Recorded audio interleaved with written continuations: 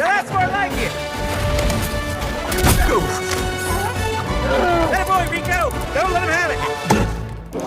ပင်ဂွင်းငှက်တွေဟာအတောင်ပံရှိနေပါလေနဲ့ဘာဖြစ်လို့မပြန်တန်းနိုင်ကြတာလဲ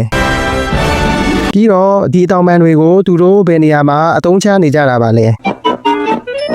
ဟုတ်ကဲ့အခုဗီဒီယိုလေးမှာတော့ပင်ဂွင်းငှက်တွေဟာအတောင်ပံရှိနေပါလေနဲ့ဘာကြောင့်မပြန်တန်းနိုင်ကြတာလဲဆိုတဲ့အကြောင်းအရာနဲ့ဒီအတောင်ပံတွေကိုသူတို့ဘယ်နေရာမှာအသုံးချနေကြတာပါလဲဆိုတဲ့အကြောင်းအရာကိုဆွေးနွေးပေးသွားမှာပဲဖြစ်ပါတယ် Why are you running? Why are you running? တကယ်တော့ကဘာပေါ်မှာအတောင်ပံပါပြီးမပြန်တန်းနိုင်တဲ့မျိုးစိတ်ဟာပင်ဂွင်းငှက်မျိုးစိတ်တစ်မျိုးတည်းတော့မဟုတ်ပါဘူးဒါကြောင့်ကျွန်တော်တို့ငှက်ကလေးတွေကိုလည်းပဲဆွဲခေါ်သွားရမှာပဲဖြစ်ပါတယ် Sorry.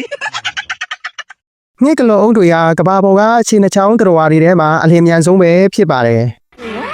သူတို့လမ်းလျှောက်တဲ့အခါမှာဖြစ်စေဒါမှမဟုတ်ပြေးလွှားတဲ့အခါမှာဖြစ်စေသူတို့မှာရှိတဲ့အတောင်ပံတွေကနေပြီးရမှာဟန်ချင်းညီအောင်ထိမ့်ပေးထားတာပဲဖြစ်ပါတယ်ဒါကြောင့်ငှက်ကလေးအုပ်တွေက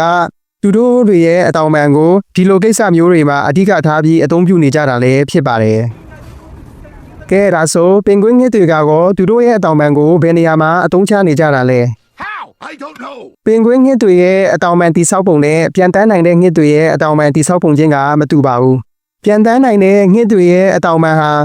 ငင်းခွေးပုံတံမှာရှိနေပြီးသူတို့မှာပေါက်ရောက်တဲ့အမွှေးတွေကလည်းပဲပြန်တန်းဖို့ရာအထောက်အကူဖြစ်စေပါတယ်ပင်ဂွင်းငှက်တွေရဲ့အတောင်ပံကတော့မာတောင်းတောင်းဖြစ်နေပြီးရမှာခြေတစင်းရဲ့လှော်တဲ့နဲ့ပိုပြီးစင်တူနေပါတယ်